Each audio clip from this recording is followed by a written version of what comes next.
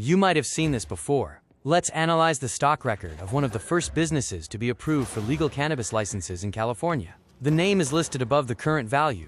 At this point, the company had been around a few years and developing. As shown, in January 2021 is when they first climbed after going public. These records shown are available to the public, so you can see this for yourself too. Being one of the first cannabis companies approved and able to appear on the stock market, the amount started off small. It seemed they were on the right path as the stock price was starting to go up, but by January 2022, it went into the red. How did this happen? This was a company so successful, they had their own magazine, and was known around California as the Apple Store of Weed. At the time, there were plenty of rumors that the ones in charge mismanaged the money and drove the earnings into the ground.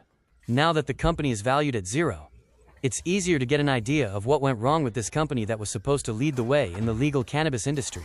None of us are stock market professionals, but we were all shocked at our board meeting when we saw how much data was available on this page when we looked at it. The earnings and financials tabs painted a picture. A lot of statistics in the financials show minus signs all the way across. We are sure none of the original investors saw this in their future.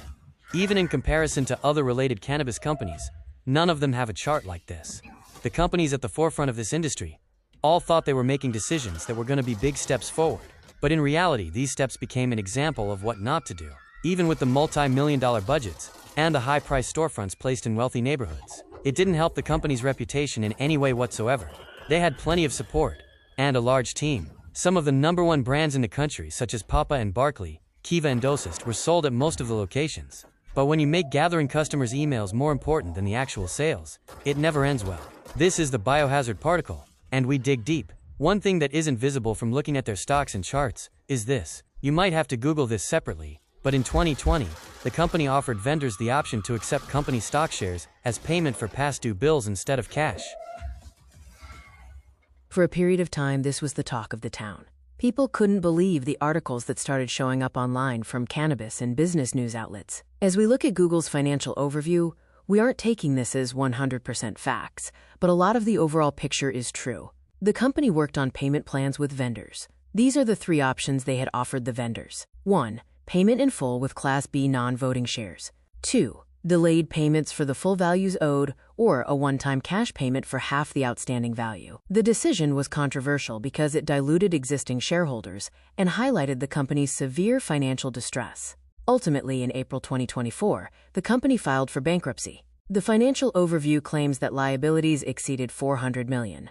We can't clarify this as fact, but we asked how much the new normal commercial cost to produce. There wasn't enough solid information to get a realistic answer. Everything we saw is shown here. There were links to the exact articles that had the info it sourced from. The budget was never disclosed. In 2020, this company became one of the brands involved in the 15% pledge started by fashion designer Aurora James.